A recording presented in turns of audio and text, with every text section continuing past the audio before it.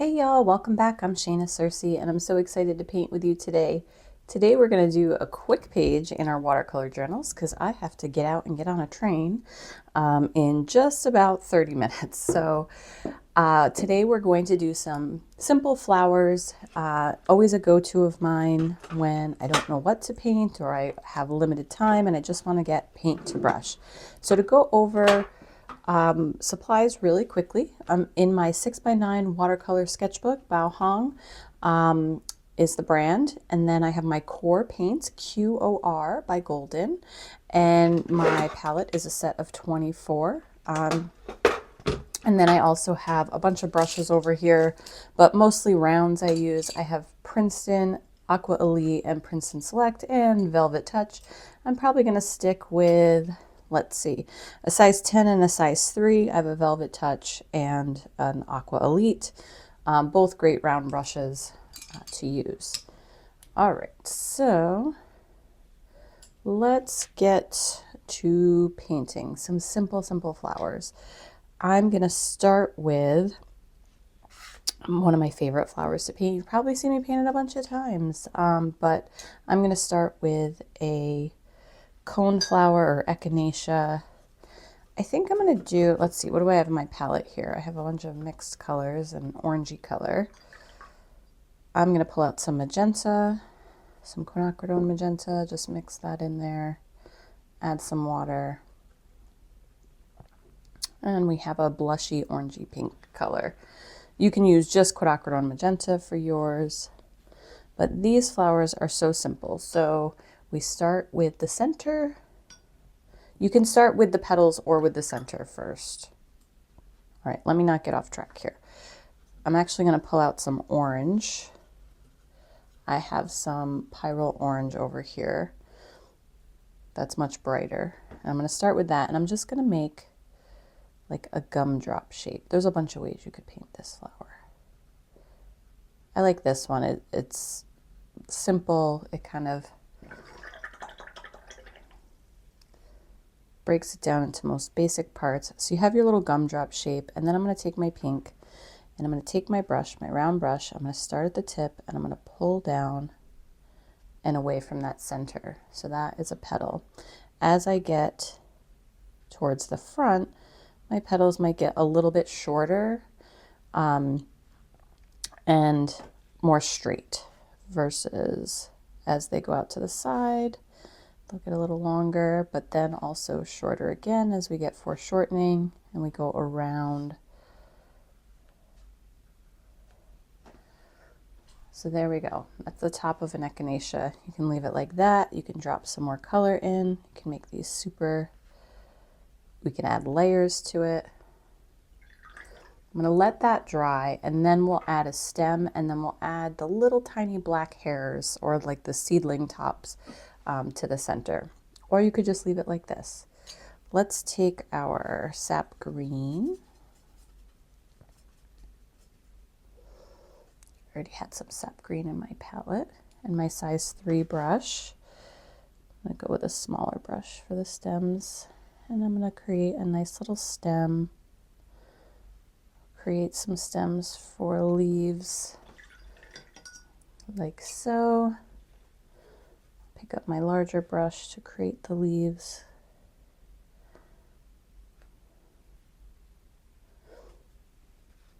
Just going to do another one over this way. And then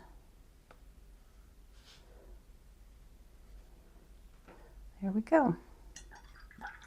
A lovely little echinacea or coneflower. All right, what are some other, that is probably one of my favorite simple flowers, but it looks more complex. And again, I'm going to wait for that to dry and we're going to add some more depth to this center here, but that's the base. Roses, people would not consider roses simple, but I think once you get them, once you get it, and the hardest part is the getting it, a simple kind of rose, then they do become easy. Then you can paint like a million of them over and over. So let's do a rose. Do a rose over here.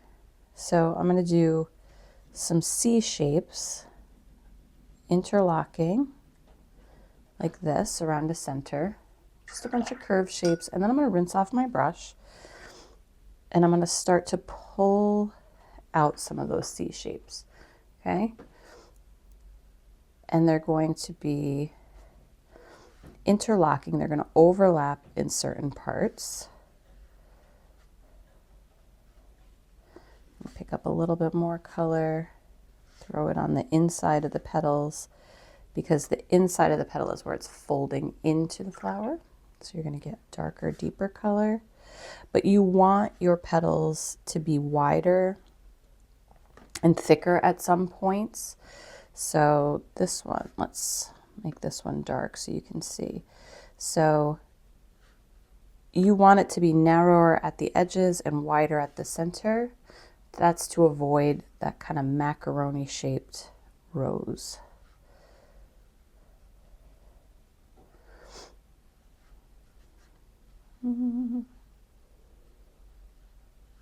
But yeah, I could paint these forever and ever and ever. And then as things dry, I'll go in with darker color when things are just damp, and I will darken the center.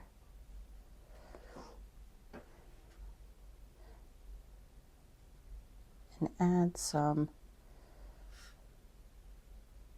again, darker color like on the inside edge of a petal,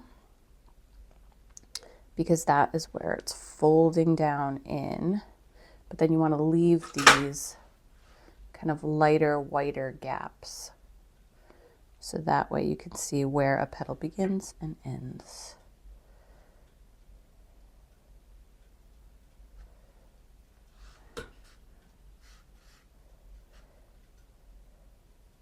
And you can always go back and add more little details on the edges.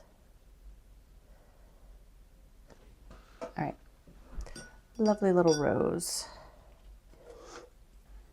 My bottom petals here are super, super light. You can barely see them, which I kind of like. I like that fading off into oblivion look on the edge. Okay, moving on. So we did our echinacea, which is almost dry, almost ready for a second layer of details.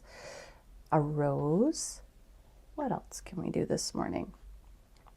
Cone-shaped flowers, like kind of like what's going on over here, or lilacs, or even basically flowers that are like a large cluster of really tiny flowers. So lilacs and hydrangeas and things like that.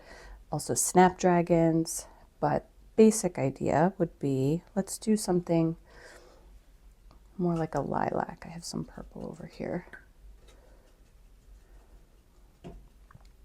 So I'm just going to take my purple and my smaller brush, and I'm going to start to build just very loose little flowers. So that's like a 4-petal flower. You could do a 5th, that's fine. I'm going to lighten up my color a little bit.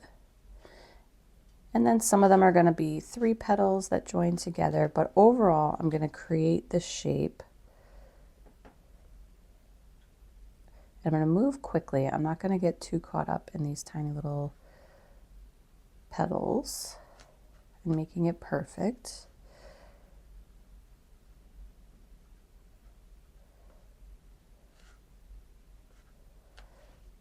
So lilacs are usually like thicker at the bottom. They're little clusters. So leaving some white gaps in between.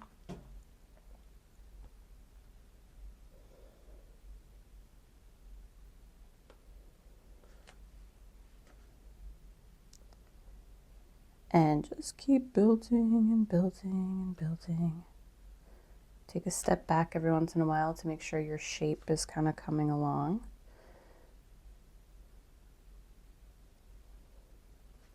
And basically I'm just doing loop, loop, loop, loop, loop, and making these little flower clusters, some closer together, some with slightly darker paint, letting my brush run out. So that way you get this kind of multi-value flower. Makes it more interesting when everything isn't the exact same value or same color. And you can even go back in and drop in like darker paint every so often.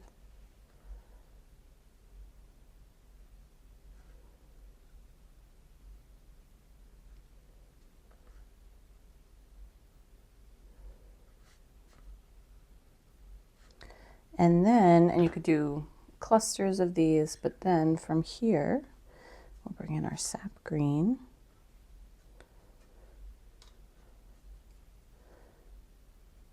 Give ourselves a stem. But then this is definitely going to have some other little branches up in it, stems that kind of work their way up through the flower.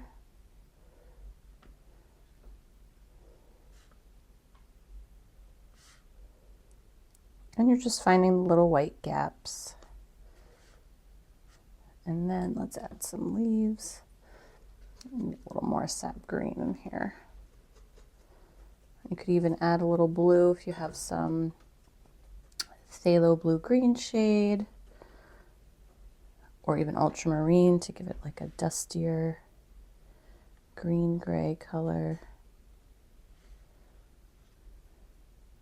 These actually have pretty wide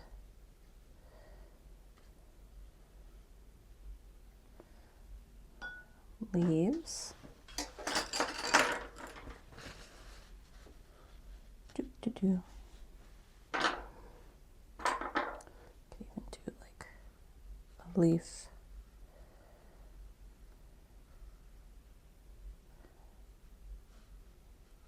Coming up on the sides of it. Just taking some of this blue-green color I have down here.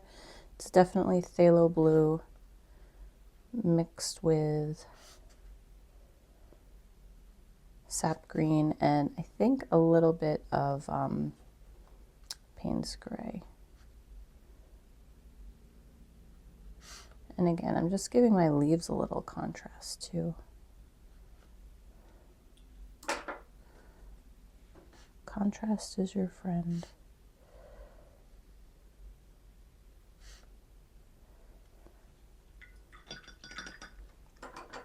There we go. All right, we're going to do one more flower, but first I'm going to come back and revisit this little echinacea. So I'm going to come back in, and again, you can do this lots of ways. You could do this when it was wet on wet and adding in darker color right in the center and just letting it bleed out. I'm just taking a little bit of this pink, more concentrated, this pinky orange that I made, coming back into the center. I'm actually creating some texture.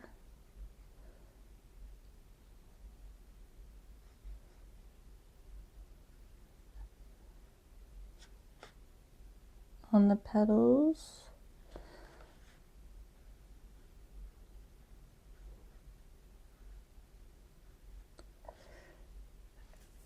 And then we're going to go right back into the center with some Payne's gray. Come in Payne's gray and some of this pink, this magenta. Just dabble right along the edge. And then I'm also going to come right in here with my brush. Now I didn't go straight Payne's gray. It's like Payne's gray mixed in with some of that pink. So it's not too harsh. And I'm just gonna take the tip of my brush very finely, add some of that texture around that orange center. These little fine hairs are like the top of the little seedling bits. There we go. I'm going to leave the orange part at the top kind of alone. Maybe put a few very fine. And if I wasn't rushing this morning, I would probably wait for this to dry, even go in with a little bit darker right around the edge there, just to give it that extra depth of pop. All right, let's do one more flower. And I know people are going to ask me about this page, which I did not record, but I may come back and do something. This one is more complicated with the glass and the drawing and all of that. Not that it can't be done, but I am thinking of doing a Patreon, possibly, where something a little more complicated like this might live. So stay tuned for that. But no, I didn't record this one. I'm sorry. It's not going to be on YouTube.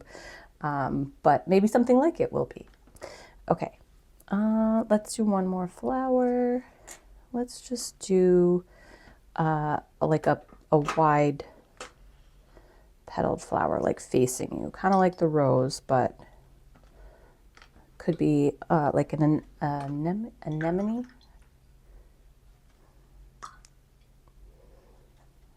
And let's do purple. Let's do something in yellow or yellowy orange. Let's get rid of some of this color down here. I'm going to use this cadmium yellow medium.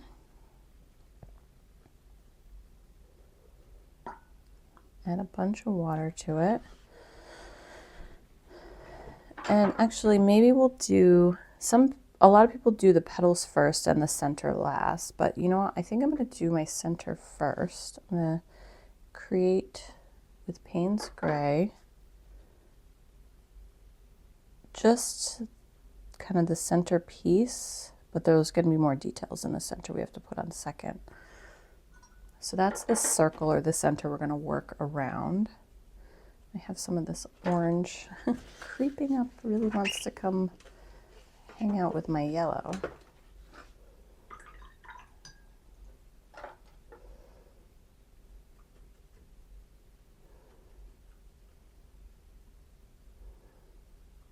Okay, so from my yellow, I'm going to press my brush down and give it a little wiggle. And I'm going to let it touch just a tiny bit in the center. So just touch the brush down, tiny wiggle. We're going to do 5 petals.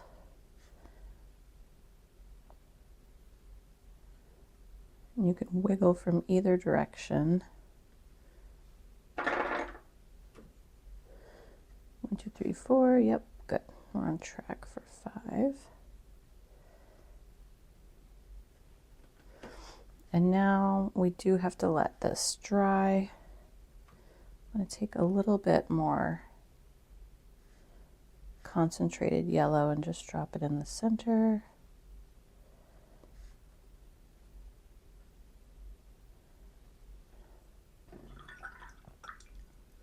We're going to let that dry, and then we're going to come in and do some more details.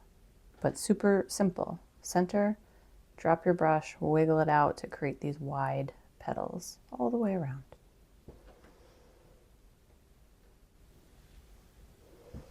Alrighty, we're back. It's nice and dry.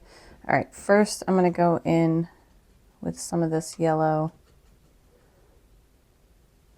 And this cadmium yellow medium, this is pretty opaque for a watercolor.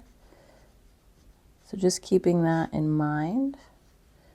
It's great for what I'm doing right now. I'm just adding some details right over top, just some texture and the soft little wrinkles that you can see in petals.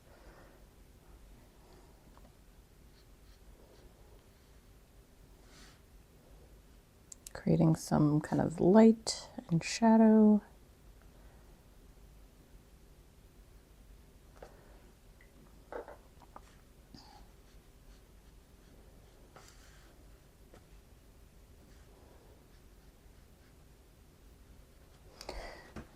All right, and then while that dries, I'll blend a few of these out just a little bit at the top here, just with a little water. Some of them are already too dry, but some of them will still blend.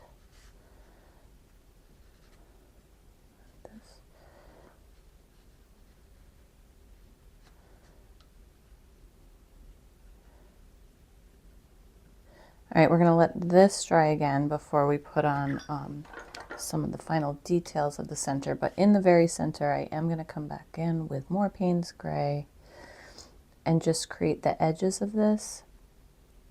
Should be darker. The center can be lighter. Payne's gray does dry lighter than what it goes on. Often you have to do multiple layers to get it closer to black.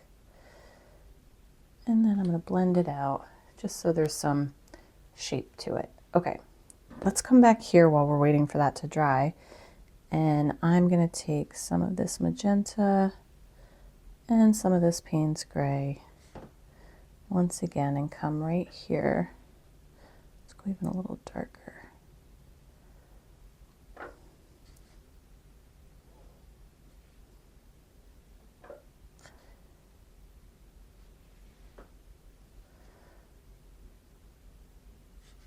Right at the edge here.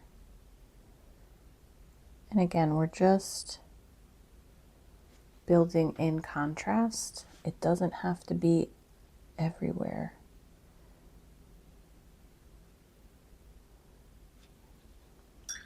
And that's it. But look how that really makes that center kind of pop. That's gonna dry. It's gonna dry a little bit lighter. Rinse my brush off completely. I'm just going to take my brush right to the edge of that dark area and just drag out a few little lines onto the petals. Not all the way, not very far.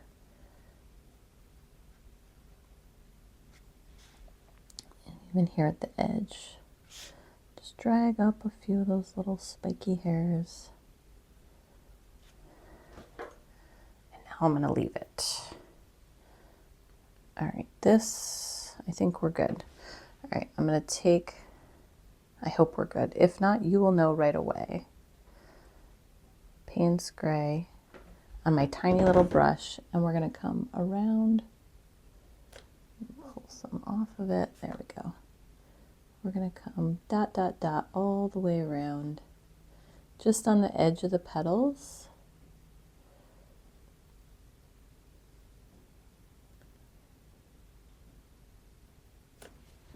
From the center, and then I'm going to take a few of these and just connect them with tiny little lines. You could use a rigger or a liner brush for this. That can be very helpful to have that really fine little line.